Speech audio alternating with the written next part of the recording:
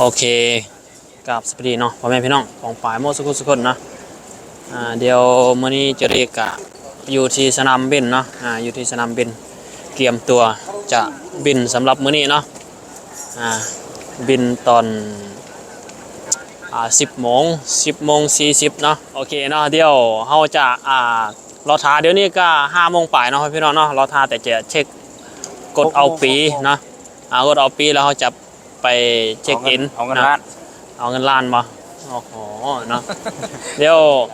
เจอรี่ยังจะเอาเงินล้านเอาเรื่องแบบเงินแทจิกึมกับเงินกุกมินเนาะถ้าไผยังบ่ฮู้เถื่อเนาะเดี๋ยว50 ล้านบอลโอเคเนาะถ้าไผยังบ่ฮู้ถ้าเจอรี่เอาไปแล้วเนาะเดี๋ยวถ้าไผอยากฮู้ก็ถามได้เดี๋ยวเจอรี่จะมาตอบตามหลังเนาะสิ่งแบบว่าเงินเวลาเขาออกนี่ไม่แยกไม่ย่อยเนี่ยหลายลีเนาะพี่น้องถ้าใครยังบ่ฮู้ก็สามารถทำได้นะเพราะว่าเป็นบทเรียนเนาะที่เพราะว่าเจอรี่ก็เป็นคนที่มันเฮ็ดเองเลยนะเฮ็ด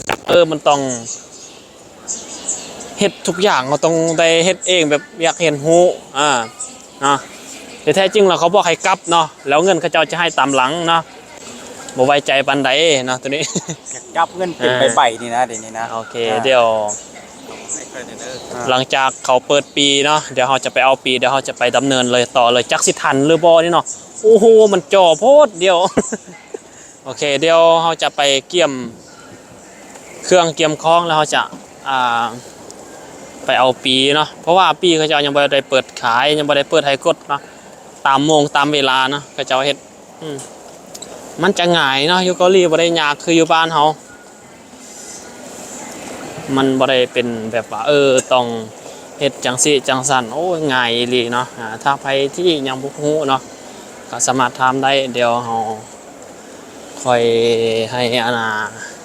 คำแนะนำเนาะเฮาจะให้คำแนะนำบ่ต้องยานเนาะโอเคคือเดี๋ยวนี้เนาะเจอรี่ก็กำลังดำเนินเรื่องเงินแทจิกึมกับกุ๊กมิ้นแล้วก็แทจิกึมตัวเขาเจ้าฮักเจอรี่ก็บ่ฮู้ว่าเขาเจ้าฮักให้ไปเอาอยู่ฮานาแต่ไปเอาอยู่บุรีแต่มันสับสนเนาะพี่น้องแบบเจอรี่จะแนะนำเนาะถ้าไผมีแผนจะกลับบ้านเลยหั่นน่ะให้กลับแบบว่าให้มีเวลาอยู่ในกลางเว้นเนาะเพราะว่าให้เฮาบินตอนกลางคืนแต่ว่าเจอรี่กลับตอนเช้าเนาะ10:40เวลาเรือน้อยเนาะเวลาเรือน้อยแหละเขาเจ้าเปิดห้องการนี่เข้าการเขาเจ้าเปิดเฮ็ดเวียกเฮ็ดงานกะ8:30 9 โมงพุ่น9 โมงเขาจึงเปิดเมื่อเขาเช็คอินเข้าไปนี่มันจะมายุ่มาหยะเลยพี่น้องยังเหลือเวลาน้อยนึงเขาจะแล่นลงสันลุมแล่นขึ้นไปเนาะโอ้จักสิทันหรือบ่นี่ก็บ่ฮู้เนาะแต่ว่าเงินแท้จิกึมหั่นเฮาตัวที่1หั่นเฮาเฮ็ดสำเร็จแล้วเนาะอย่างอีกตัวที่1อยู่หานาหั่นแต่หานาเขาเจ้าเปิด9 โมงพุ่นเนาะเปิด9 โมงแต่ว่ากับกุ๊กมินเนาะกุ๊กมินเขาเจ้าก็เปิด9 โมงห้องการเขาเจ้าเดี๋ยวเขาจะรุ่นไปนำกันว่าจะได้หรือบ่โอ้ยอันตรายมันเสียวขนาดเลยพี่น้องเนาะตาก็ลอยนี่อยากนอนความทรมานเดี๋ยวเป็นอะไรเดี๋ยวจะได้จะแนะนำเดี๋ยวติดตามกันขั้นตอนต่อไปนะพี่น้องโอเคเนาะคือเจอรี่เฮ็ดแต่เช้าคือแต่โอ้ยความลำบากเลยพี่น้องเนาะเฮ็ดคนเดียวนี่นะลำบากสุดเลยเพราะว่าทุกอย่างเจอรี่ต้องแหลนขึ้นเตือลงใต้ขึ้นเหนือลงใต้โป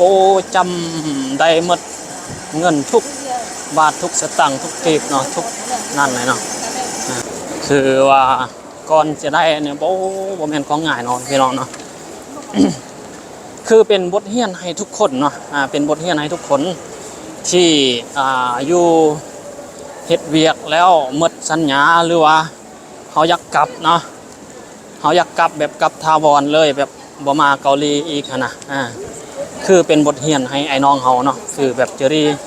ไปเฮ็ดเองเนาะเฮ็ดเองเดินเองคือว่าต้องแลนเองโอ้ยคือว่าถ้าใครที่จะกลับลาวเลยเนาะหรือว่ากลับประเทศเลยฮะนะเจอรี่แนะนำไว้ อ่ามาอันนะบินตอนเช้าเนาะคือแบบเจอรี่เนี่ยบินตอน10 โมงเนาะ10:40ห้องการเขาเจ้าเปิดหั่นน่ะห้องการบ่อานาธนาคารเนาะธนาคารเขาเจ้าเปิดให้บริการกะ9 โมงโอ้โหทั้งกุกมินทั้งไทจีกึมโอ้จนว่าวิ่งมันโมเมนต์จะสิไปบอนนี่เขาแนะนำไปบอนนั่นไปบอนนั่นเขาแนะนำมาบอนนี่ฮะนะมันยุ่งยากแบบนี้มันเสียเวลาหลายแบบนี้ฮะนะโอ้โหโคตรอันตรายเนาะถ้าไผมีแผนจะกลับเนาะคือแบบว่าให้บินตอนดึกนะบินตอนดึกเพราะว่าให้เวลาเฮาตอนสวยเนาะเวลาตอนสวยแบบนี้เฮามีเวลาเรียนเอาเงินเทจิกึมกุ๊กมินพวกอันนั้นเนาะเพื่อให้มันสะดวกเฮาเนาะมันบ่เสี่ยงคือแบบเจอรี่เฮ็ดแบบนี้เจอรี่ก็ว่าเสี่ยงเนาะเสี่ยงแต่ว่าเจอรี่ก็ผ่านมาได้เนาะจึงได้ก็ขอขอบใจไอ้น้องเฮาเนาะแล้วเจอรี่ก็สิได้กลับบ้านเฮ็ดเวียกเฮ็ดงานอยู่บ้านแหละก็บ่ฮู้ว่าจักสิได้มาเกาหลีตื่มบ่เนาะก็เจอรี่ก็ยังบ่แน่ใจตัวนี้ฮะนะมีแต่ประสบการณ์ที่เจอรี่แลนเอาเงินแทจิกึมกุกมินเนาะพวกมะยอกมะแยกก่อนที่เราจะกลับนั่นบ่ว่าแหละพวกอันนั่นถ้าใครอยากฮู้หยังหรือว่าอยากปรึกษาเรื่องหยังเรื่องกันจะแลนบัตรใบหรือว่าการจะไปเอาเงินกุกมอกกุกมินว่าเงินแทจิกึมบ่ฮู้น่าสิเอาสามารถถามเจอรี่ได้เดี๋ยวเจอรี่จะออกมาตอบให้ได้เนาะว่าเจอรี่ก็เมื่อยหลายตั้งแต่เช้านี้ยังบ่ได้กินข้าวเนาะตื่นแต่เช้าไปเฝ้าท่าแต่เช็คอินแล้วจะได้กับ